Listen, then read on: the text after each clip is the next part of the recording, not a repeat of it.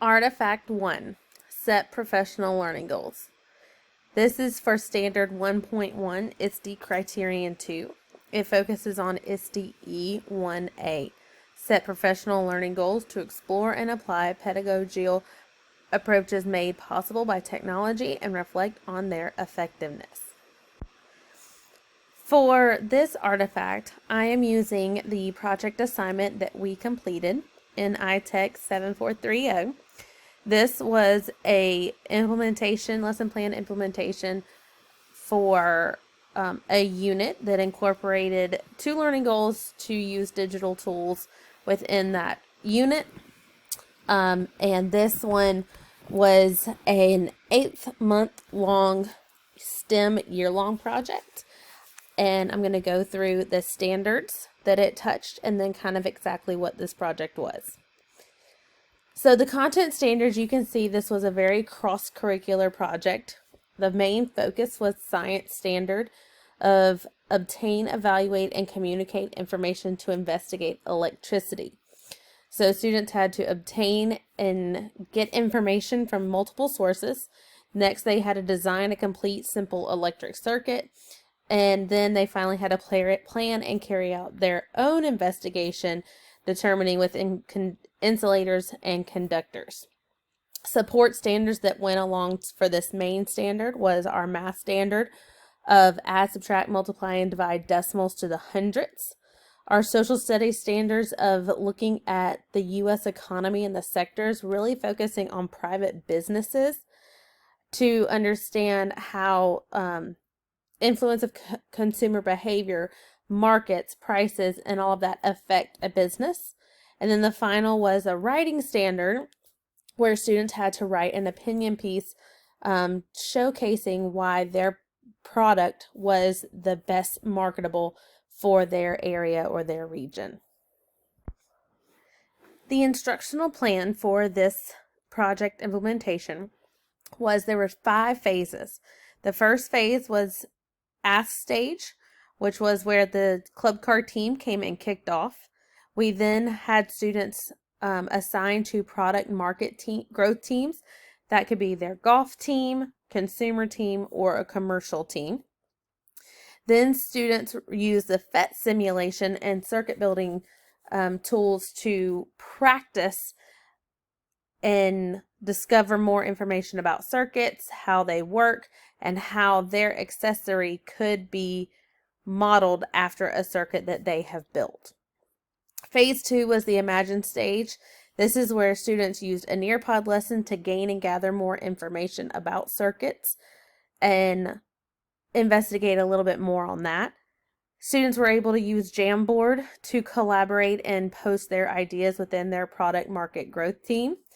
And then students used a Padlet again to gain more information, knowledge, but also use the Padlet as collaboration tools to pose questions, answer questions, but also pose questions to the teachers as well as the club card team members. Phase 3 was the plan stage. This is where students spent the majority of their time. They had to plan their accessory, plan out their materials that they would use in real life that they could present to club card to actually create their accessory, while also corresponding those materials to prototype materials that they would use to later build their prototype. Students used Flipgrid to pose their plans to the club card team members. This is where some collaboration came into play. Club card members would view those Flipgrids and respond back to them with Flipgrids. Students also used Google Drawings to create a design to show what their accessory would look like on their golf car, where it would be located, all of that information. Stage 4 was the creation of their prototype and the testing of their prototype. Students again used Flipgrid here to show the club card team members their prototype, how it worked, and they could get information and advice back from the club card team members on ways to improve their prototype. And then stage 5 was the final stage, the share stage, where students created their final presentation using Google Slides, Canva, Adobe Express, and this is where they created their presentation in order to share with the Club Card team members. The two goals that I set forth for this project was the first one was to infuse technology and digital tools for students to be able to collaborate with their community partner team, Club Car, as well as their team members.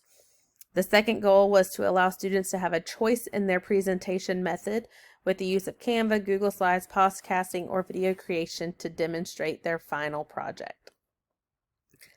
So the first goal was a goal of really incorporating more ways for students to be able to collaborate with each other. One of the tools that I used was Padlet, where I posted information for them to be able to have to gather information, but there was also a separate part of that Padlet where students could share their project, share their ideas, pose questions, and we could respond with questions, whether it's the teacher, myself, or our Club Card team members. The other tool that we used was Flipgrid, and this is where a lot of students felt that this collaboration digital tool was very effective because it was almost as if the Club Card team members were visiting in the school and sharing their advice.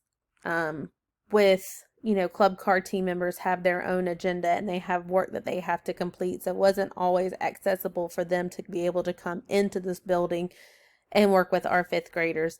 Therefore, we really utilized Flipgrid, and students were able to collaborate with each other and with the Club Card team members. They could pose their questions, pose their plans, show their prototypes with not only the Club Card team members, but as well with their peers, and get advice and feedback from multiple sources. This is Artifact 1, Collaborate and Co-Learn. This covers Standard 4.2 ISD Criterion 13. Collaborate and co-learn with students to discover and use new digital resources and diagnose and troubleshoot technology issues.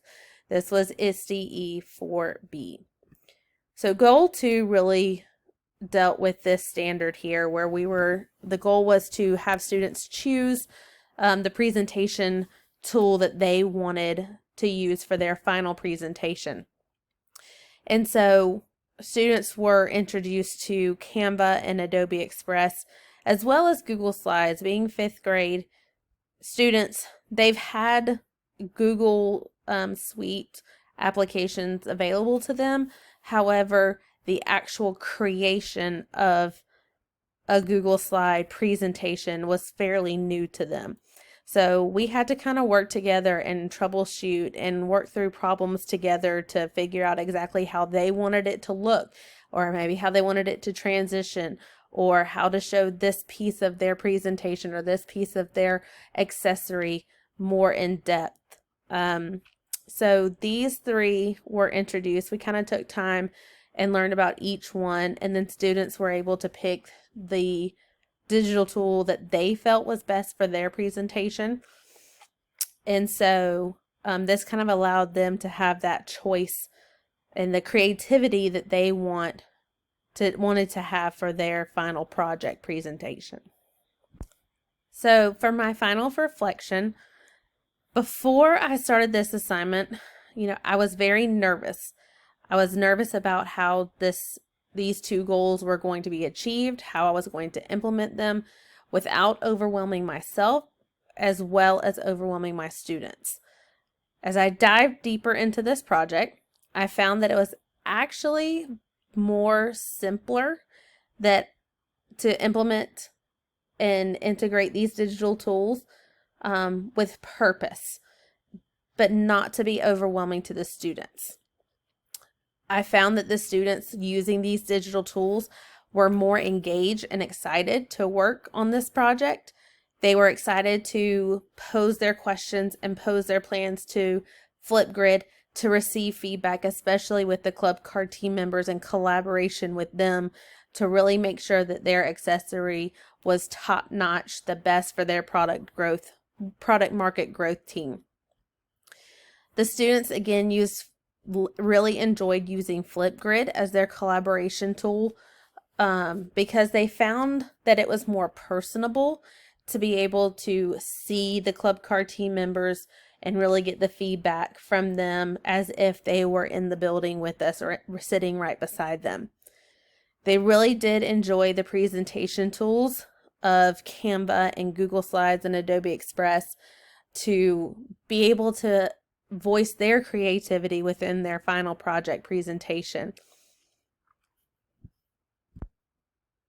One change that I would like to make for the next implementation of this project next year is to allow students more flexibility and choice with their final presentation.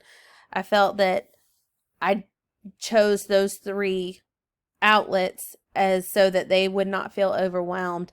However, when students were working on this assignment, they voiced to me, well, can I do a commercial to promote it? Can I do an interview as if I'm promoting it during a news broadcast? So I would really like to incorporate more options for them to use to show their creativity, and I look forward to making those changes to implement in the coming years.